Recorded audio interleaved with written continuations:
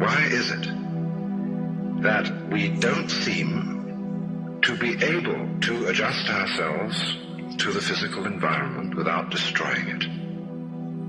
Why is it that in a way this culture represents in a unique fashion the law of diminishing returns, that our success is a failure, that we are building up, in other words, an enormous technological civilization which seems to promise the fulfillment of every wish almost at the touch of a button. And yet, as in so many fairy tales, when the wishes finally materialize, they're like fairy gold. They're not really material at all.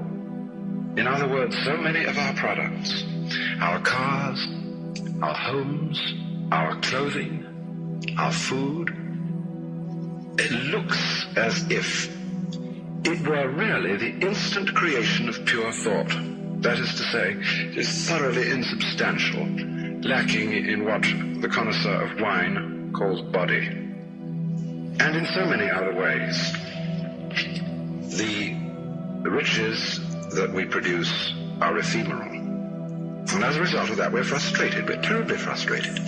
We feel that the only thing is to go on getting more and more. And as a result of that, the whole landscape begins to look like the nursery of a spoiled child who's got too many toys and is bored with them and throws them away as fast as he gets them, plays them for a few minutes.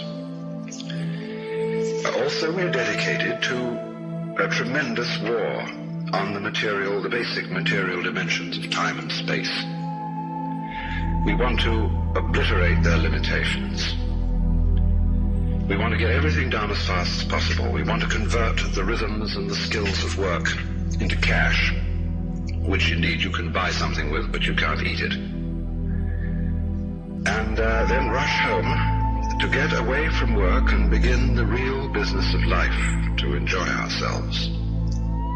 You know, for the vast majority of American families, what seems to be the real point of life, what you rush home to get to, is to watch an electronic reproduction of life.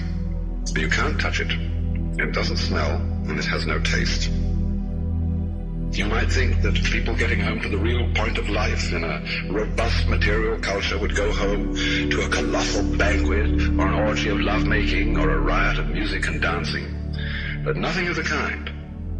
It turns out to be this purely passive contemplation of a twittering screen. You see mile after mile of darkened houses with that little electronic screen flickering in the room. Everybody isolated, watching this thing, and thus in no real communion with each other at all. And this isolation of people into a private world of their own is really the creation of a mindless crowd.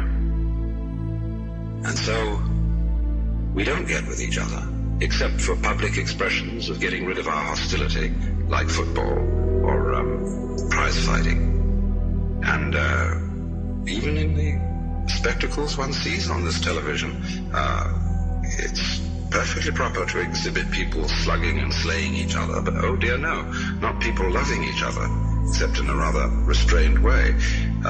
One can only draw the conclusion that the assumption underlying this is that expressions of physical love are far more dangerous than expressions of physical hatred. And it seems to me that a culture that has that sort of assumption is basically crazy and devoted, unintentionally indeed, but nevertheless in fact devoted, not to survival, but to the actual destruction of life.